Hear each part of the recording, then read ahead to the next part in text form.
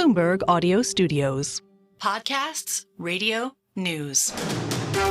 You're listening to the Bloomberg Intelligence Podcast. Catch us live weekdays at 10 a.m. Eastern on Apple CarPlay and Android Auto with the Bloomberg Business app. Listen on demand wherever you get your podcasts or watch us live on YouTube. Molly Smith sitting in for Alex Steele. I'm Paul Sweeney. We're live here in our Bloomberg Interactive Broker studio. We're streaming live on YouTube as well. Boy, it just seems like for the last 5, 6, 7 years, there's been this growing tech Cold War between China and the West. And now we got a story out about the chip maker ASML Holdings, the CEO. He expects pressure to grow from the U.S. to further restrict sales of semiconductor technology to China. That's the biggest market for the Dutch producer of chip-making machines. Mandeep Singh joins us. He's our tech dude. He's ahead of all the technology stuff at Bloomberg Intelligence.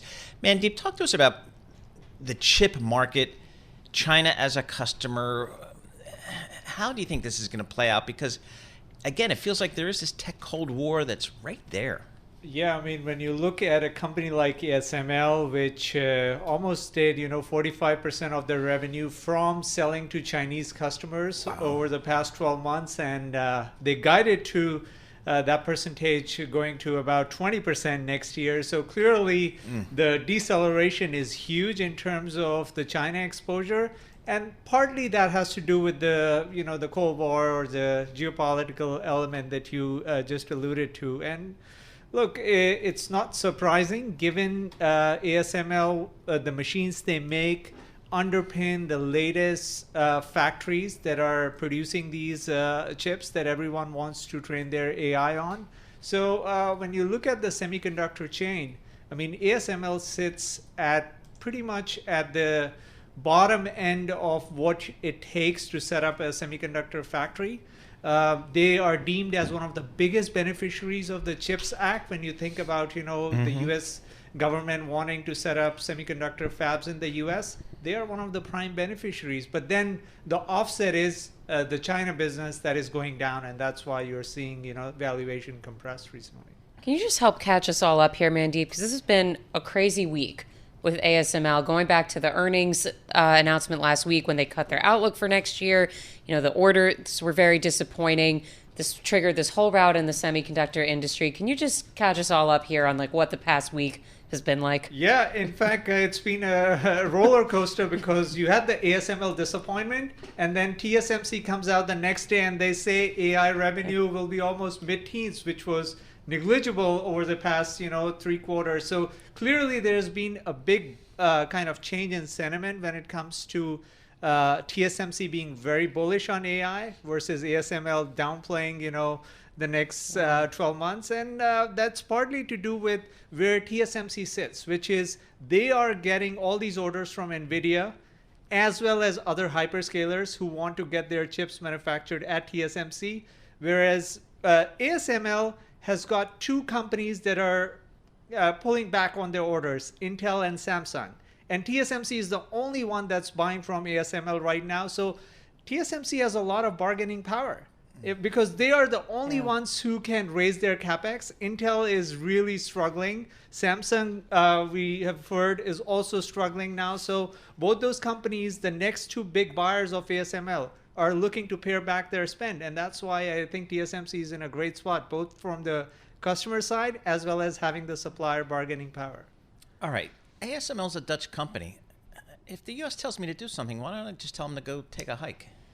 Well, I mean, it goes back to how these kind of countries work as a bloc. Look, I think when the U.S. government kind of asks a country to enforce their restrictions, then most of the times they end up doing that because of the trading aspect of how these companies just operate as a block. And in this case, I think the restrictions are very targeted towards the advanced machines that are used for latest leading node manufacturing. So I think, again, it comes down to how the politics of it is really focused on. And it's hard for the companies to control that, right? So if the governments agree on something, they have to comply with the restrictions. So we have the ASML CEO. He's been speaking at the Bloomberg Tech Summit recently, and he said last week that he sees the chip market's long-awaited recovery extending well into next year.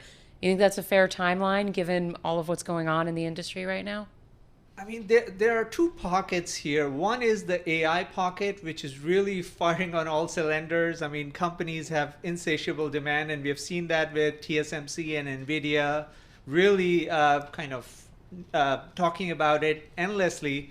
On the other side, the traditional markets like smartphones, PCs, autos, they're still slow. I mean, there has been a rebound, but it's been very flattish for a few quarters. And even the prognosis is not like you're going to see massive acceleration in top line growth.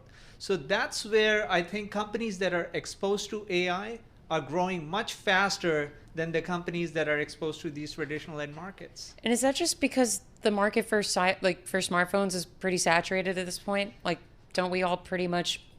I mean, it seems pretty ubiquitous now. I mean, how much more are there really like these big markets that are waiting to be tapped into? I mean, that's where AI will play a role in terms of driving upgrade for your smartphone. It's just right now, AI is being consumed and deployed almost solely on cloud.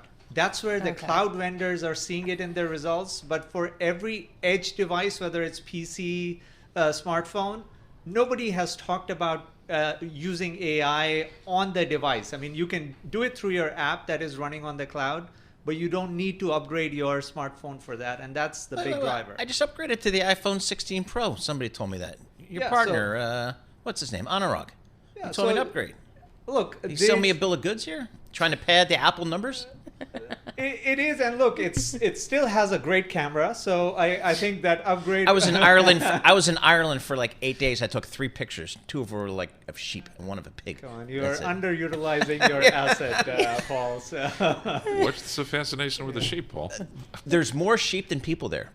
Okay. They're everywhere. I mean, it's unbelievable. No wonder my people left when the first potato went bad. All right, Mandeep Singh, thank you so much. We appreciate it. Mandeep Singh, Senior Tech Industry Analyst for Bloomberg Intelligence, trying to figure out what's going on in the chip business. Again, ASML, they're cautious. Taiwan Semiconductor says, no. Business is still good. So, honestly, I'm trying to more figure out what's going on with your picture taking. Yeah, I'm personally. I'm like, what you have to show for from this trip to Ireland. Just, you got to live the moment, be in the moment. Stop recording it and taking photos of it. Just live in it. I think this is really just like right here. This is like the difference between what a man and a woman would take pictures of on a vacation. I think it's more generational, actually. Yeah, I think you're right. We could do that generational too. I mean, you see a picture from 30, 40 years ago of Tiger Woods hitting a shot or Jack Nicklaus. Nobody has a phone out. But now, go figure.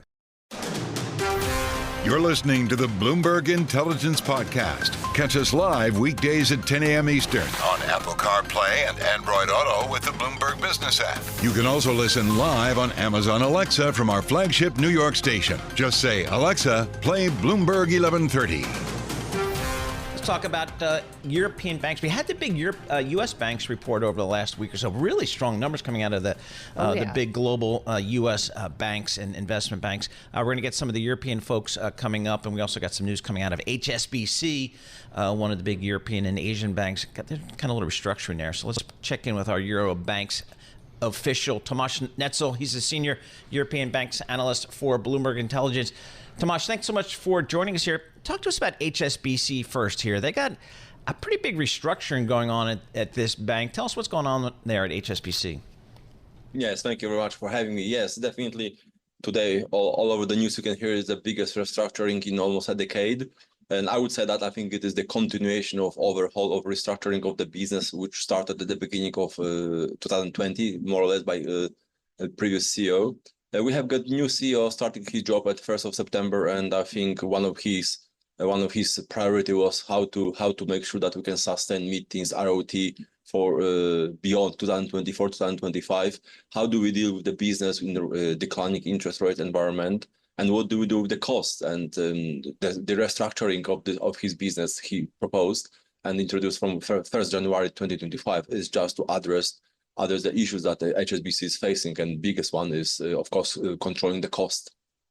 Can you talk to us about what some of those costs are? And when I hear firms are trying to cut costs, I immediately think they're trying to cut jobs. And if that's also going to be part of this restructuring.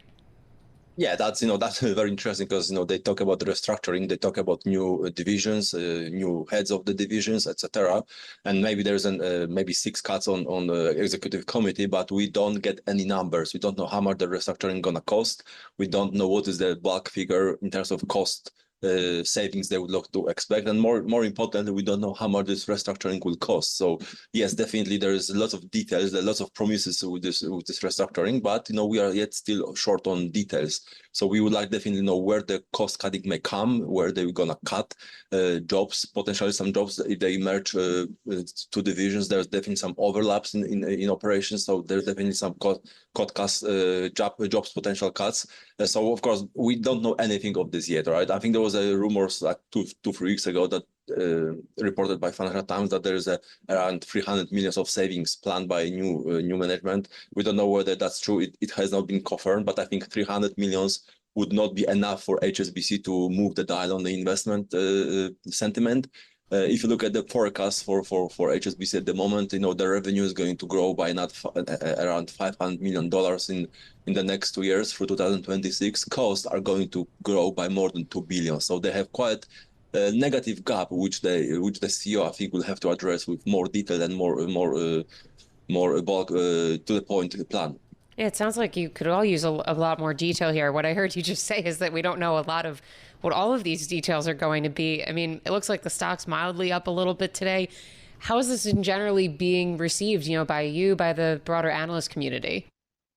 Yeah, well, our initial reaction, well done. This is the right step in the right direction.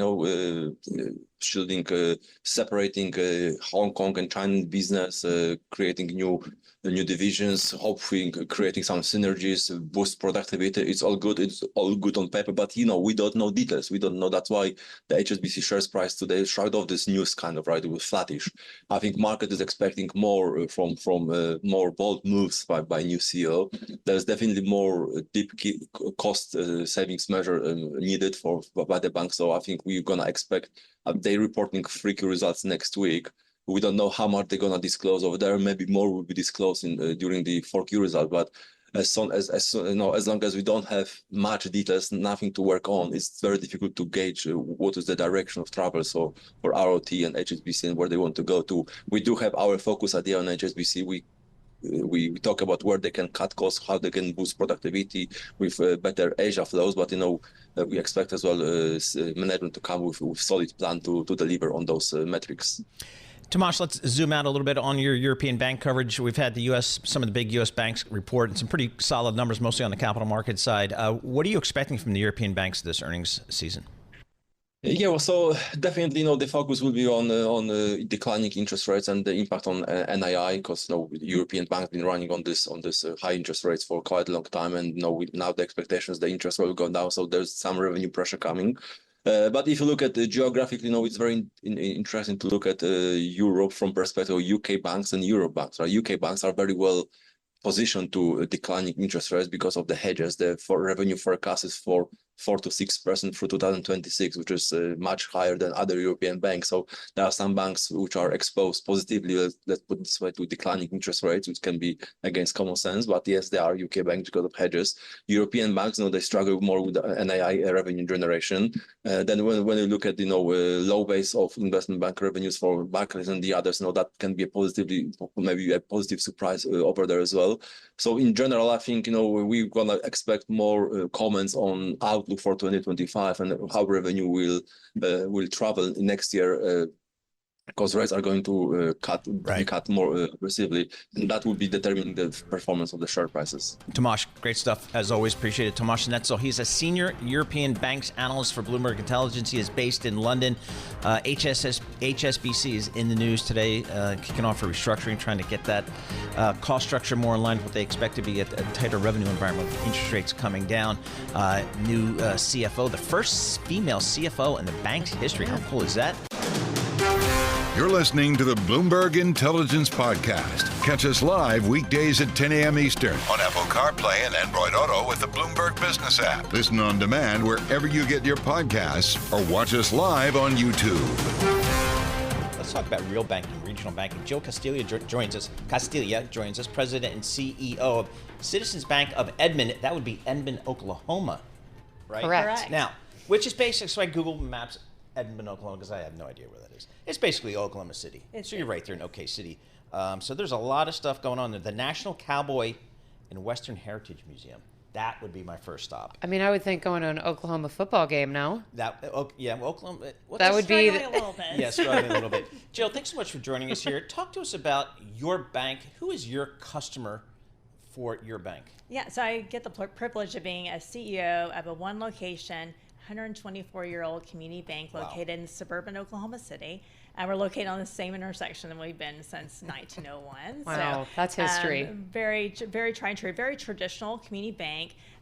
The name is Citizens, been Citizens since 1901. Literally, citizens pulling their money together, kind of the first crowdsourcing, and then loaning money out to the rest of the community. But our board, about in 2008, 2009, the bank went through a turnaround. And after that point, decided we want to be here for another 100 years. And so it's a very technologically forward bank. So we just launched a digital military bank. So we have a large military group that's part of our customer base, but it's primarily just a traditional community bank where the geographic center. And the military's all through your family, right? Yeah, so I was enlisted. My husband retired Army, son's Army, daughter's Navy. Well, not just yes. Army, Navy, West Point, and Naval Academy. That's right. Wow, you did your research. Yeah. So for a bank like yours, I mean, I need a checking account, I need a savings account. Do you guys also do like a mortgage and We do business loans and all that type of thing? It is whenever people say you should have a niche market and that's the way to be successful, we're the antithesis to that. So we do everything. So one-stop shop for everything. It is everything. So and I literally will work with a small business prospective owner for 3 years to help them get bankable so that they can achieve their dream. Help families buy their first home, get that first checking account or savings account for a youngster. So I mean, it's really being part of someone's life, and even when in this environment with the interest rates changing, if there's any kind of difficulty with the business, we're just walking along the entire way. As someone gets a loan, it's not just ending in with that transaction; it's really a relationship over time. What are your clients coming to you for? Whether it's an individual or a business, I'm sure they must hear, oh, rates are going down, but inflation and whatever, and they're probably all they have a lot of questions for you, I'm sure. So what are they coming to you for most these days? Yeah, so we talk really more holistically about the whole business. So it may be that their costs are going up, and how do I, achieve some scale, or how do I partner to be able to get input costs lower? What are some different labor options? Some of them have left their businesses where they've hired employees now to run it, to start off a family-owned business. Well, now they're having to move back in the business because they can't afford the labor costs associated with it. So it's really talking about it all holistically, and how do we help them be a competitive advantage for them to be able to manage their business the best way possible. And if that means that it's a loan that we can provide, or if it's investing in some type of money market or other asset, then we're helping them make those decisions. When Molly and I hear from the big banks when they report their earnings, one of the things they say they're spending money is in technology. But for a bank of your size, how does technology? Do you guys have to play in that game too and have all the apps and do all that kind of stuff? There is no customer's not going to say I'm not going to have the same quality of banking services at your bank that I can have somewhere else at a Chase. So we have to provide the same level of technology, and even better, we invent technology. We have a patent on a remote small business kind of ATM, and their little bank invented. And I would challenge you, if you open your account at Citizens Bank of Edmond, I bet that you would have a better experience doing that than you would at a large institution. For no cost, you can sit there and have your checking account, monitor your credit score, not have a lot of fees, and then be able to call me or text me 24/7, the bank CEO, to say, hey, I have a question about this. Wow, that's on speed dial. Yeah, imagine having Maybe that kind Jamie of would do access. that, I'm not sure. I think you're probably much more accessible than he is probably to your customers. And I sit in the lobby, so you're able to see if there's any anxiety or if there's any concerns, and so you're really accountable and transparent with your customers so that you can really help your community grow. It was so interesting when you were just saying, I assume this is about small businesses talking about still grappling with labor costs, because I feel like that's something that anecdotally and in the data, we see a lot of that has subsided from really the peak times of, maybe 2-3 years ago. But you're saying this is still really a prevalent issue in your community? For sure. Labor availability, I think Oklahoma City, we have 37 months consistently get below 4% unemployment. And if we hit one more month, it's a record long period of time of low unemployment. And so labor availability is really scarce. And so then you see, again, like people recruiting their sons and daughters to be working in their food truck where they could previously be able to hire someone to do that. So talk to us about the economy in Greater Oklahoma City. What is the basis? Is it still energy, or have you diversified? What is the economy in Oklahoma City? It's quite diverse, and so you have to come and visit Oklahoma City. Let me give you the grand tour. But a large amount. We have military bases there, large federal government presence, still energy, some agriculture. But it's a much more diverse community than it was back in the 80s, when we were so dependent upon oil and gas. But it still permeates everything in our economy. And how about what are some of the bigger small businesses in the area? What kind of work are they engaged in? Yeah, so we have a large presence in the aerospace industry. So Boeing has a large manufacturing plant there. So not exactly a small business, though. Not a small small business. Really great restaurant scene. If you're a foodie, you would love Oklahoma City. Please. So lots of manufacturing. So parts for especially the oil and gas industry you find there. Lots of great small businesses. Love's Travel Stops, not a small business now, but started in Oklahoma City. So really great stories of growth and resiliency. The only time I actually have been to Oklahoma was back after one of the tornadoes, I think it was about 10 years ago, near Moore, Oklahoma. Yes. And I'm thinking now, as we've just had these pair of devastating hurricanes in the southeast, how has it been you guys have obviously had your fair share of tornadoes over the years. What is it like for you in the banking seat when you have these kind of events and the rebuilding efforts, and how much are you involved? What a great question. So as a community bank, you're just always ready. And so whether those are really small disasters that really only you see in your community that don't make the national news, you're running to the aid of your community there. And it's certainly at a broader scale. And we're so grateful to be part of a greater community banking network that when we're even in this situation with the hurricanes, we're able to rally around our community bankers that are directly impacted to help them and their customers. So having those networks and of communities both internally in this little small community kind of sector, as well as kind of broadly in the nation, has really allowed a community bank to be much more impactful than just the bank itself. What's a typical consumer or customer for your bank? Oh, wow. There's just no typical. So it could be, I just had a conversation this weekend with an elderly woman who was wanting to buy a trailer. And so we were talking about options for her to be able to have an independent living where she wanted to be. So it could be at that level. Mm-hmm. Or it could be that they're buying their second home on a really nice lake, or a new car, or that they're trying to finance their kids' education. So it really runs the gamut. But it's typically someone I know. Usually I'm working with them face to face, but it could be just a connection. Actually, last time I was in New York City, there was a small business customer I was connected with that was trying to sustain their small business. So it just happens all through connections and relationships. How much are you seeing both between individuals and businesses looking for any kind of loans right now? I imagine that they're still probably pretty spooked by the interest rates that are out there, maybe thinking, oh, rates are coming down, can hold out a little bit longer. Is that kind of the narrative right now? Yeah, but a lot of them are like, if their truck stops working, they need the truck now. They can't wait. And so they're trying to figure out, how do I work away around this interest rate environment to ensure that I can still be profitable? So they're not really playing like the markets like you may do at a larger scale. They really are having to buy something when they need it. But they are considering it as I think about growing or expanding locations or scaling their businesses. But many have adjusted to this rate environment. And there's still a lot of demand out there. And there's a lot of other cash sources beyond loans still, with private equity investors and other government type of programs still available for small business to scale without having to necessarily get loans. So the rate environment then becomes a little bit less consequential.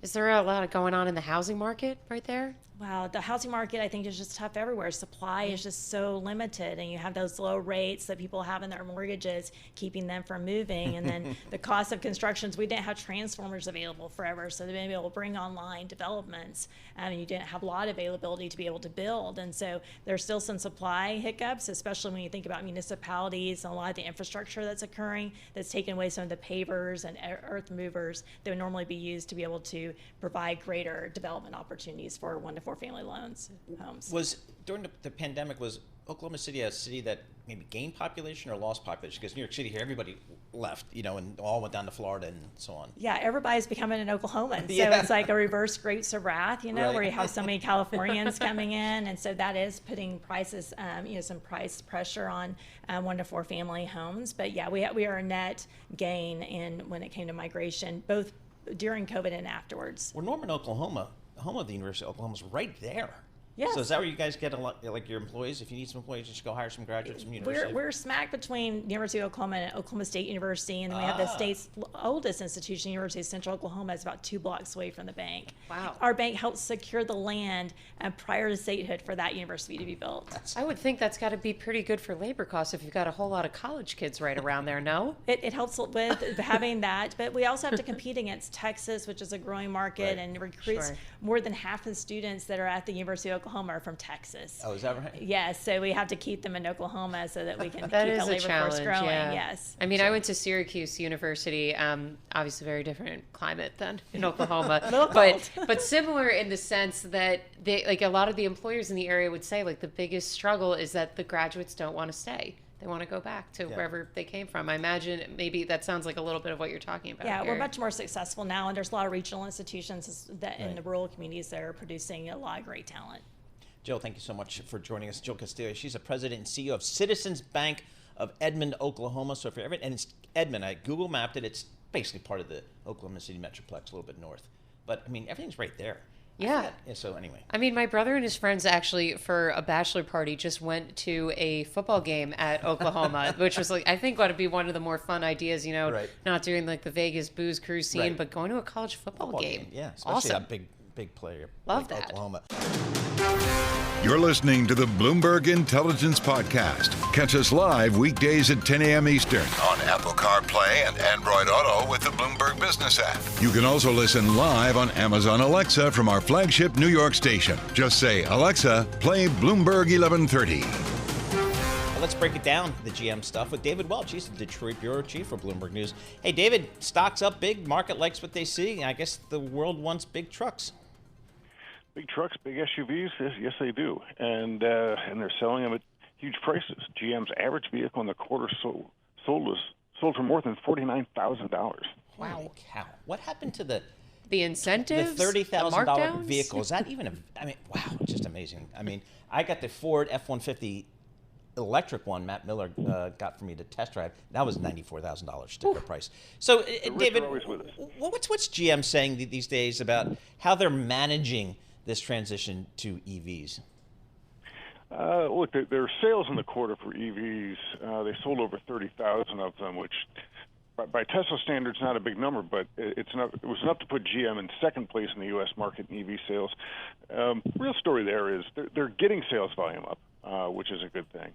And that means they're getting scale in their battery plants. The battery is the most expensive part of the vehicle.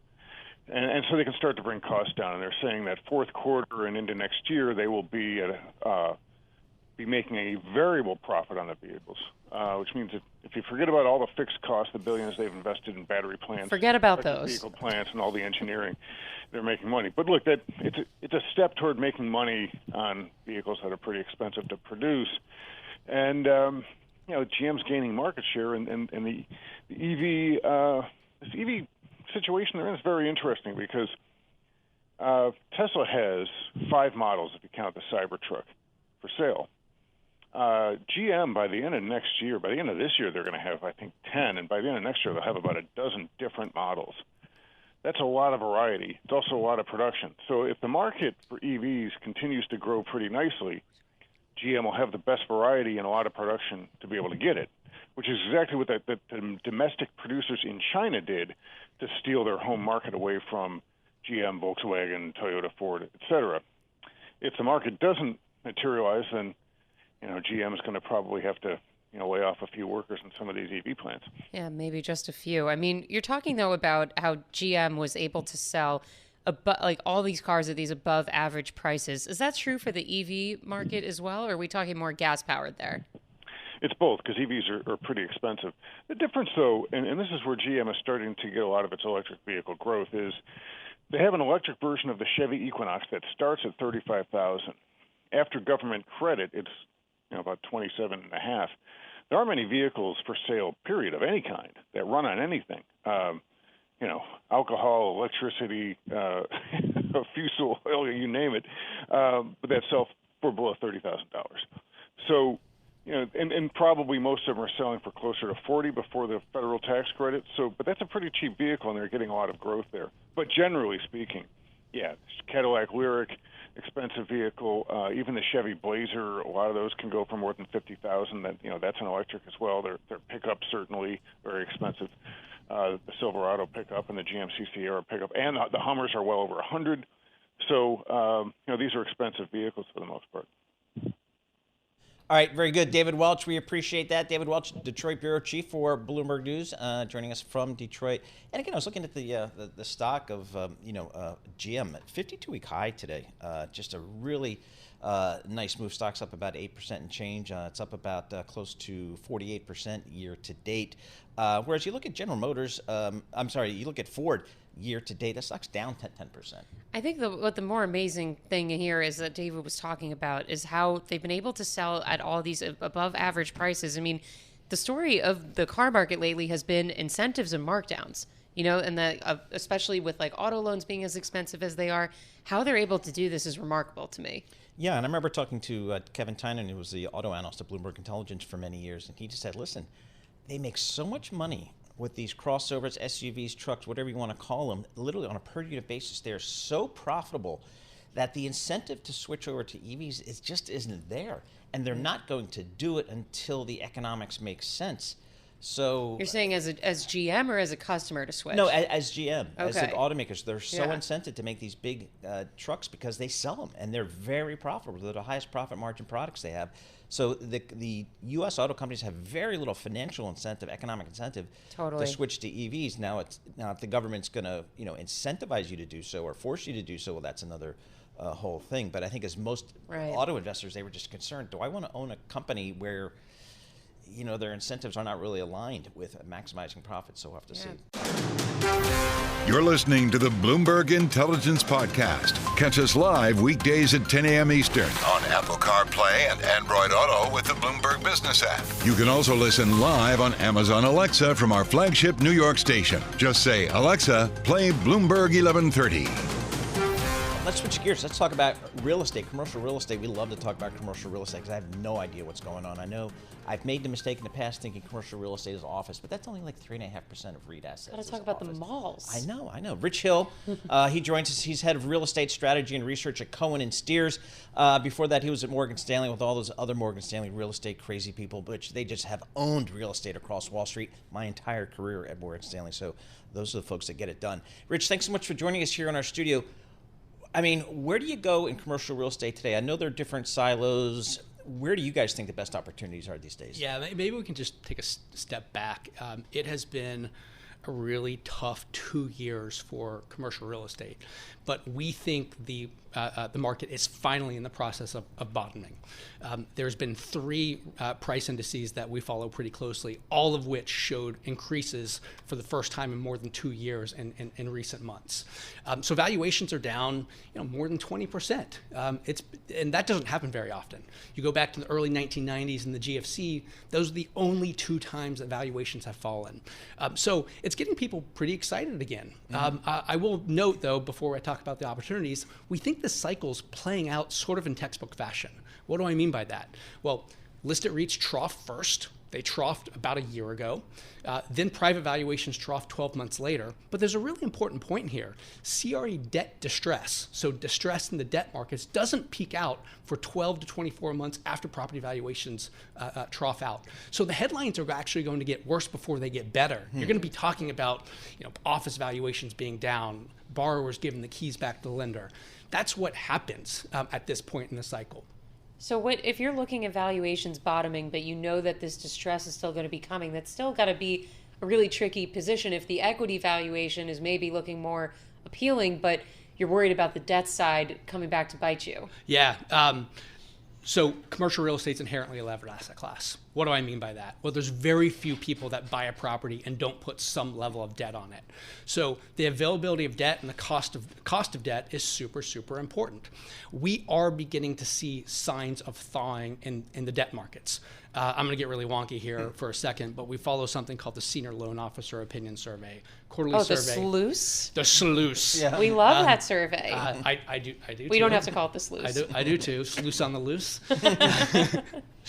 Sorry. This is the place to get wonky. Go ahead. So look, what we've seen is that that metric is turning less bad, and it has been for several quarters right now. The last observation, it said around 25% of lenders are tightening lending standards. That still sounds like a lot, but at the tightness of the market, it was almost 70%. So was that during SVB, like that time? Shortly on the heels of SVB. Okay. Lenders get more conservative on the heels of things like that. Right. So we are seeing things turn less bad.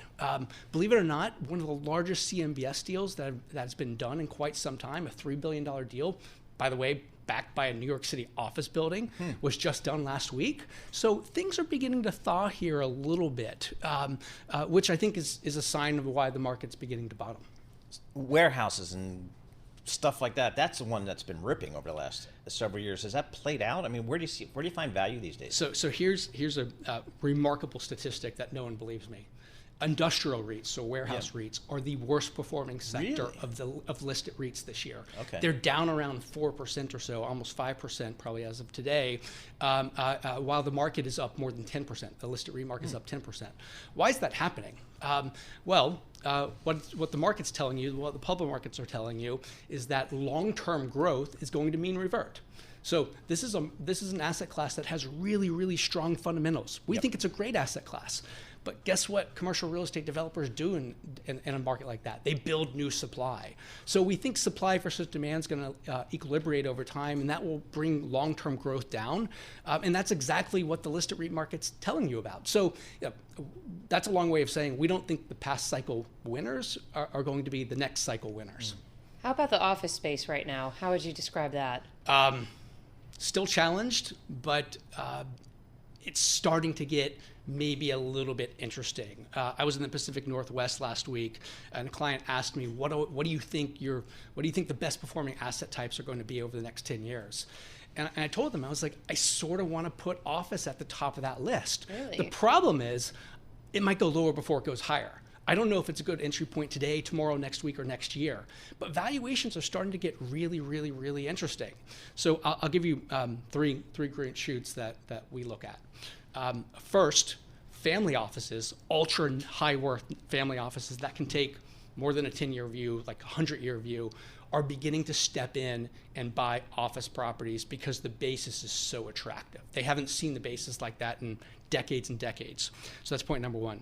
Point number two, I just talked about how industrial REITs are the second or the worst performing sector of listed REITs this year. Guess what? Office is the second best. So the market has sort of brought them back from the dead. And then I talked about the green shoots that we're starting to see very selectively in the lending markets for office. So we're still cautious, but I think there's going to come a time pretty soon, and when I say pretty soon, call it next 12 to 24 months, where you're going to look back and you're going to say, hey, I wish I would have stepped in because it was a really good buying opportunity. It's a long way of saying someone's going to make a ton of money. Yeah, absolutely. I mean, my personal barometer is just like anything on 3rd Avenue. When I see like the Lipstick Building or something like that trade at 40 cents on the dollar or something, I'm saying, that's the bottom. The one with the Wolfgangs? Are you kidding? I don't know. Well, think about this. Think about this. Are you ever going to bet against New York City? Yeah, I no way. Hard pressed to do that. No way. We've seen that movie before. Rich Hill, thank you so much for joining us here in our studio. Rich Hill, he's head of real estate strategy and research at Cohen and Steers, joining us here in our Bloomberg Interactive Broker Studio. This is the Bloomberg Intelligence Podcast, available on Apple, Spotify, and anywhere else you get your podcasts. Listen live each weekday, 10 a.m. to noon Eastern, on Bloomberg.com, the iHeartRadio app, TuneIn, and the Bloomberg Business app. You can also watch us live every weekday on YouTube and always on the Bloomberg Terminal.